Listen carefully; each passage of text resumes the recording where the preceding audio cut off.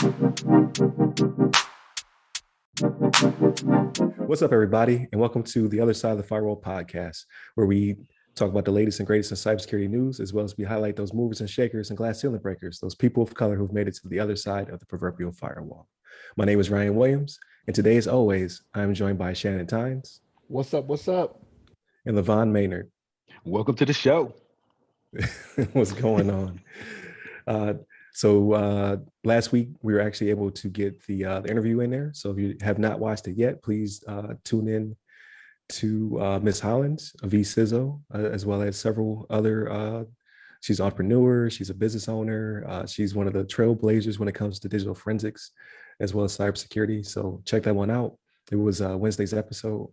But this week, it'll probably be Ask Us SP on this Wednesday. And first topic of the day goes to Shannon. All right. So this one is actually from zdnet.com. It's an article by Daphne LaPrince Ringuet. Yeah, I hope I didn't butcher that, Daphne. It's called The Latest Defense Against Banking Scams, Your Voice. The firm says that hundreds of millions of dollars were saved last year from hackers, and it's all thanks to voice recognition technology, right? So this is the British bank HSBC actually protected almost 249 million euro, which is $346 million of customers' money from fraudsters just in the past year, thanks to a voice recognition technology that does a better job of identifying a user during a telephone call. So I've always thought about this, right? So I have seen this, you see this in movies, right? Where people do the voice recognition and whatnot for protecting. And I'm like, well, why wouldn't people do that for their money? Like everybody cares for their money, right? But it comes down to the benefits versus the risk type thing, right? Like how much does the technology cost to actually do this? But HSBC is actually doing this over in the UK, and the voice system is called Voice ID, and it was introduced in 2016. And what they do is, whenever you call in to verify who you are, they have you say a phrase, right, to make sure that the voice that they have on file is actually you, which is pretty cool, right? As I first started reading this article, I was like, well, what if you have a cold or something like that, right? That's what I always think about, is like, for whatever reason, your voice may not be the same if you get sick. And it actually mentions in the article that they say that it does still pick up on whether or not you have a cold or something going on with your voice, that you are who you are. But even though this was introduced back in 2016, in 2017, it was actually fooled by a set of twins. So there was a set of twins to where the one had an account and he had his brother actually log in. He was able to log in with the voice recognition and view his transactions and his account and stuff like that. And I was like, oh, wow. Okay. Well, and again, this is almost 4 years ago now, right? So the technology has been getting better since then. I'm almost positive, right? There have been updates, but it's one of those things where it's like, okay, well, it could still be spoofed, I guess you could say, if need be, because even in the article they mentioned that even it'll guard against recordings and things of that nature, like all the stuff you see on Mission Impossible and how they spoof those things. Like it's supposed to not fall prey to that. But no, right.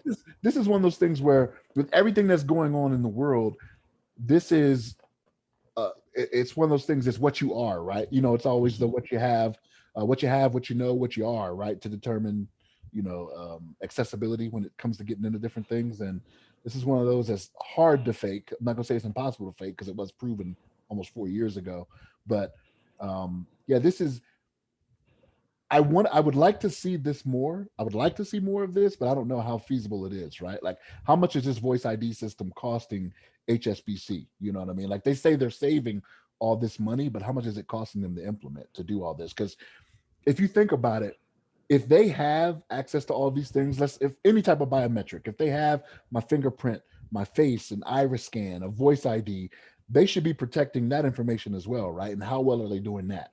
Because that's what I worry about, is that, okay, if you let the biometric stuff get out there, then there's no telling to what kind of chaos can happen out there in the real world when this stuff gets out there. But yeah, this was an interesting read. I like where they're going, but I would like to know more on the back end how they're protecting all that sensitive information as well. So what you got on this, LeVon? Yeah, I think you're right on it. I mean, it's really cool. I mean, that they're using voice nowadays to try to authenticate people onto these banking accounts. I have some concerns like you mentioned as well with the voice being recorded and potentially like stored in their whatever archive or database they have of the customer voices, and the fact that um, potentially, I don't know, I just imagine like in the future, or maybe even now, people that have access to other people's voice, maybe some snippets of their voice, they can like reconstruct it, and it's like, all of a sudden they can, make a robot talk like you, basically. Just have somebody just like mimic your conversation, have a whole conversation just using your voice. And you think it's like, you think you'd have that conversation, and perhaps they can use that for some other nefarious things, perhaps like, I don't know, make It's it like make those, it it's seem like like. those real fakes. Remember the real fakes? Yeah, exactly. It's like a real fake, but Yeah. now it's a voice. Now they have your voice, and they're using that to call the president, threatening them, and say, I'm gonna do something if you don't give me a bunch of money, or you calling some random people, uh, that kind of thing. That's the only thing I kind of think about. But obviously, I think the voice being voice authenticated is pretty cool.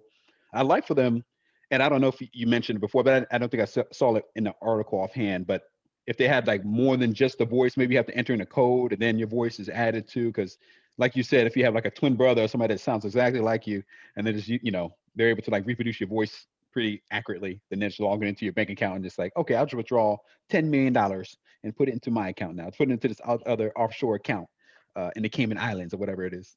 But I think it's pretty cool. I mean, I like the voice technology. I mean, like I said, I have my reservations about the potential of misuse, abuse, and misuse of the features of the technology. But I mean, I think overall, it's like it's pretty interesting. It seems like I think I see in an article that the bank has seen a recent increase in the customers signing up for Voice ID, um, and it's been adopted by 2.8 million users. So it seems like it's pretty popular. It's like it maybe it adds for the convenience too. People don't have to find like, oh, where's my passcode? I don't have to remember it. Um, and then they can just use their voice, and the company knows what they sound like. So it's I think as long as they probably monitor it and make sure, obviously, if they get reports that, hey, somebody got into my account using a voice, what's up with that? They can dig into it. But if they keep track of those kind of records and say, hey, we're getting like this percentage of people that are getting hacked or getting like abuse or something like that, their accounts are getting access inadvertently or by the wrong party. Uh, as long as they're tracking that and make sure it doesn't happen you know more than it should. If there's like some technical glitch, or if actually like somebody's cousin or a brother that sounds just like them that's using it, make sure that kind of stuff doesn't happen. I think we're good. But you have some thoughts on that as well, Ryan? What you think? Yeah, definitely. So, full disclosure, I used to work for the Hong Kong Shanghai Banking Corporation Oh, back when I nice. was a young buck, Oh, we got to cancel this back in podcast. Buffalo. Sure. He's Well, one of I them. No, was I'm joking. I was doing like bank deposits, like, so Oh, nice. nothing too cool. Um, Oh, that's cool. but yeah, I thought they were a pretty good company. That was my last job before I joined the military. Actually, Um, I would like to visit Hong Kong one day. I think it'd be a cool trip. Check out some of the stuff out oh there. yeah, yeah, definitely, yeah, definitely. It's anywhere in the Pacific, right? Because the Yeah. furthest they ever sent me was Alaska. That's the farthest Pacific I've been. Yeah. Wow. It was nowhere near any of those places. Um, but yeah, I found it interesting. So I don't believe, like, I could be wrong because they don't really dig deep into the tech in the article. I don't believe they keep that stuff. Uh, like, so maybe your voice they may keep, because I don't think it's stored anywhere on your phone, right? But I think when it comes to like the biometrics, like when it comes to your face and your thumb and all that stuff, it's all authenticated by either your phone or your laptop or whatever the host is that gets you to connect to the bank. I don't think the bank actually keeps any of that stuff, because like you So said, it's, you would have to protect that. So it's they probably Voice keep it. ID. The Right. Voice ID is a separate company, right? So like HSBC is not keeping it, but Voice ID is, right? Okay, I got you. You're right. If Okay. I read it right, yeah, they just use that Okay. service that's provided. Yes. Right. So yeah, so you probably have like a some kind of hash or a key or something that is like, yeah, this is good. This is a good voice. Um, so that part I'm not too concerned about. It is kind of creepy. But if it saves them money, saves me money, right? They'll give me a better interest rate, or they won't charge me as much for a loan or what have you, because they don't have to spend billions of dollars for fraudulent charges and things that insurance and things of that nature. So it sounds like a win-win. Obviously, I say that now, and then a month from now, they'd be like, "Oh no, it's a great voice data breach of 2021 happened."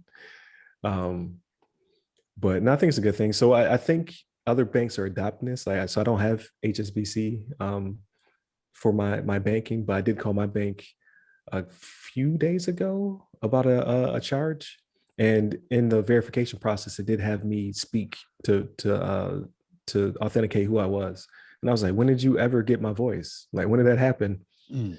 But I mean, all the time when you call them, they do say this may be recorded, so maybe it's somewhere in that contract they're capturing voices to do just this. I don't know. Like, I'm pretty interested in it now. That was pretty cool. But yeah, I think it's a win-win. I think anything that keeps me just that much safer from bad people on the internet. I'm pro biometrics and MFA nowadays, even though I hate resetting my passwords. So I think it's a good thing. I really can't find any cons in it. No conspiracies for me over here on this one.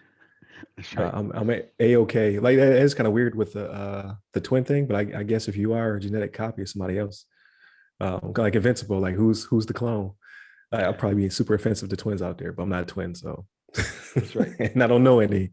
But I could see how that, like, how could you tell the difference unless there was like one of you smokes or something? Like, there has to be some difference in physical traits in order to make that not happen. So, but Yeah. I think it's cool.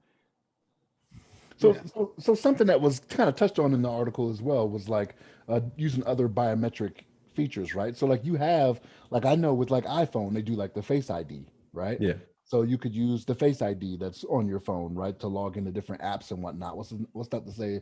It could be the same thing with what they do here, right? Or iris scan or fingerprint, whatever it may be. Like Right. you have these devices that already have it, readily accessible for you. It's just a matter of a tie-in to the banking app or Right. whatever. So Yeah, and it would be built into the device, so it'd be protected with whatever encryption the device has. That's good.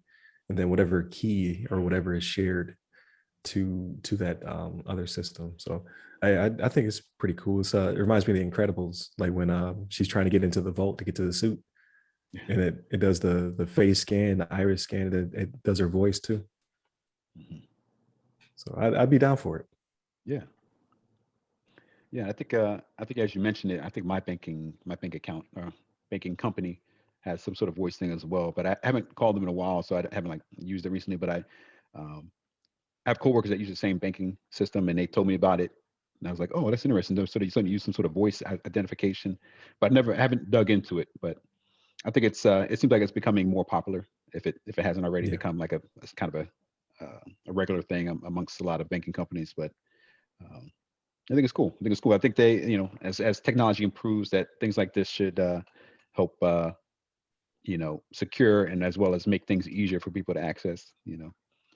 and maybe they started with voice when it comes to the biometric stuff because it's the easiest one to implement right now, right? Yeah. So It not is. everyone Yeah. has an iPhone that does Face ID, right? So but everyone does have some type of phone where they can call in, you know what I mean? Yeah. Yeah. So Absolutely. It's easy to. Yeah. It's an easy choice as far as like biometrics to Right. something Yeah. that everybody has. Yep. Everybody Just waiting for that has a neural mouth. link. Yeah. Yeah. Yeah. Waiting for The that neural Neuralink. link. As soon as they put that chip in my brain, they authenticate my brain waves. I'm down for it. That's right. All right, sign me up. that's Yeah. how Vicky will control you. It's like iRobot, man. Don't do that. Yeah, that's right. I'll wait a year. I won't beta test. I'll wait a year. That's Once right. I see enough people with I want it. I think that does it for this episode though. You got something, LeVon? Oh no, I was just gonna say, isn't that what they call that in Terminator? What was that like? I want to say like Skynet? Skynet. That's right, Skynet. That's how Yeah. Skynet starts when they start doing the neural links, and all of a sudden you're connected to computers, and computers are talking to you, and they have their own AI, and they decide, making decisions about themselves, and You like, I saw need, what yeah. it did to Doc Ock in Spider-Man. Oh yeah, What happened there? that's right. Yeah, you got twisted up. Yeah, it's gonna happen to us. It is worth it. All right. Yeah, I could, it's worth it. It's worth it. Because you got to think, like at some point, everybody lose the ability and the dexterity and all that good stuff, right? But I could still play video games Mhm. from the comfort of my own brain. So as Right, long as my brain's working, I'm still in it. right. You're still in it. Still That's a in good it. point. Well, Good point. but All right. So that pretty much does it for this episode. So thank you, Shannon. Thank you, LeVon. It's always a good conversation. Very interesting. Thank you to all those who are listening. Continue to check us out, both on video on YouTube as well as audio, where pretty much any podcast platform has us on there now. We're over 1,000 listens. I want to get us up to 1,000 unique listeners as well, right? So let's pump those numbers up. Share with your nerdy friends. Hit us up at the website, www.theothersideofthefirewall.com. That's the same name for the YouTube channel as well as the podcast. You can hit me up personally at RyRy Security Guy. That's RYRY Security Guy on LinkedIn, Clubhouse, Twitter, IG, and Instagram. And you, LeVon? Hit me up on the Twitters. You can hit me up at LeVon Maynard if you'd like to reach out. There it is. So appreciate your time. Stay safe. Take care.